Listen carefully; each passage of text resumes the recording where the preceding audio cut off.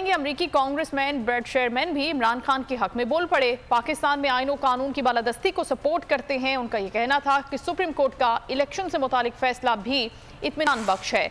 वजीर दाखिला के इमरान खान से मुतालिक बयान की मजम्मत करता हूँ। इमरान खान की जान को लाहक खतरात पर सख्त तशवीश है। बोल न्यूज़ के नुमाइंदा खुसूसी अब्बास शबीर से मजीद जानेंगे इस हवाले से। अब्बास, बताइएगा क्या कहना था इनका? ब्रेट शेरमैन के एजाज में अफ्तार डिनर था जो पीटीआई कैलिफोर्निया के सदर जावेद की तरफ से दिया गया था।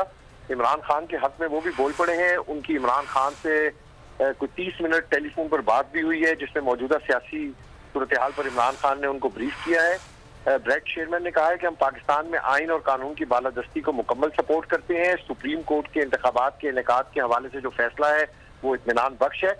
किसी जमहूरी मुल्क में वजीर दाखिला का इस तरह का बयान काबिल कबूल नहीं है।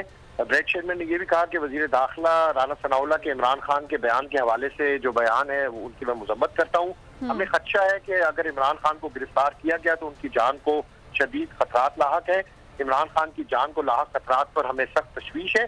पाकिस्तान में इंसानी हकूक की खिलाफ वर्जियों पर भी हर फोरम पर आवाज उठाने का भी उन्होंने ऐलान किया है। साथ साथ जो फ्रीडम ऑफ प्रेस है और जो कस्टोडियल टॉर्चर है उस पर भी उन्होंने आज इस अफ्तार डिनर में जावेद अख्तर की तरफ से दिया गया था उसमें तफसीली तौर पर बात की। इमरान खान की टीवी पर पाबंदियों पर भी तशवीश का इजहार किया है। साथ साथ जो तरीके इंसाफ अमेरिका में है उनकी तरफ से मुख्तलिफ कांग्रेसमैन और सेनेटर्स से भी मुसलसल राब्ते किए जा रहे हैं और इमरान खान से डॉक्टर आसिफ महमूद और आतिफ खान की तरफ से मुसलसल बातचीत भी करवाई जा रही है। ये एक अहम राब्ता था, एक अहम बातचीत थी। ब्रेट शेरमैन एक अहम कांग्रेसमैन है जिन्होंने सुप्रीम कोर्ट के इंतखाबात के इनेकाद के हवाले से फैसले को इत्मीनान बख्श करार दिया है। बहुत शुक्रिया शब्बीर, आप अपडेट कर रहे थे सारी सूरत हाल से। ब्रेट शेरमैन ने कोर्ट की जानिब से आने वाले फैसले का खैर मकदम किया। अगर आपको ये वीडियो पसंद आई है तो लाइक पर क्लिक करें। तो नजर आ रहा है सामने लिखा हुआ है जुल्म मिटने के लिए दो चीजों से मिटेगा भाई। एक अदल की कुर्सी पे जो लोग बैठते हैं ना वो अदल के हिसाब से फैसले करने लगे।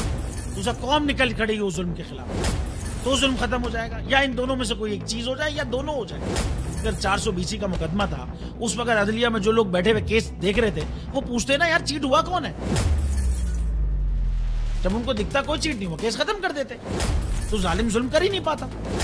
9 जजेस ने नोट बिफोर किया मेरे केस को यार, 1.5 साल चला। शख्सी जमानत का केस, सेम केस इस्लामाबाद में कर दिया। एक ही इल्जाम पे 2 केस हो नहीं सकते भाई। मतलब 60 दिन का वक्त होता है। 102 दिन के बाद मैं जीत गया, केस बरी हो गया। 102 दिन के बाद अपील फाइल की, एक्सेप्ट कर ली। नहीं करते ना एक्सेप्ट, खत्म हो जाता ना जुल्म यार। भरी अदालत में मुझे बरी कर दिया, फिर पता नहीं क्या हुआ 2.5 घंटे बाद का नोट बिफोर। मैं नहीं सुनता ये केस, खड़े रहते अपने फैसले पे, मिट जाता जुल्म। अल्लाह ताला ने बिठाया इस इन कुर्सियों पे इनको यार, ये अल्लाह ताला की तरफ से फैसले करने हैं। तो या तो ये फैसले आएंगे जुल्म मिट जाएगा या कौम खड़ी हो जाएगी जुल्म के खिलाफ। सुप्रीम कोर्ट के मंसूर अली शाह साहब जस्टिस एक ऑर्डर पास किया उनकी बेंच ने और उस ऑर्डर के अंदर उन्होंने बड़ा क्लियर बता दिया कि जी बरियत की जो दरखास्तें हैं वो कब कब लगेंगी। उसमें से एक वजह उन्होंने बताई कि जी जब कोई क्राइम ही ना हुआ हो तो बरी कर दें ताकि अदालतों पे बोझ ना रहे, वो केसेस चलते ना रहे।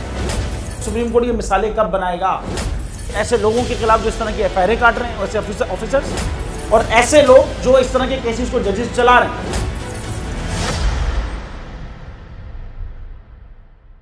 रहमत का महीना आ गया है, बख्शिश का सफीना आ गया। होगी मुलाकात उलमाए दीन से, जो देंगे इत्तेहादे बैनुल मसालिकीन का दर्स। जिक्र होगा अंबिया कराम, रमजान की स्पेशल ट्रांसमिशन रमजान में।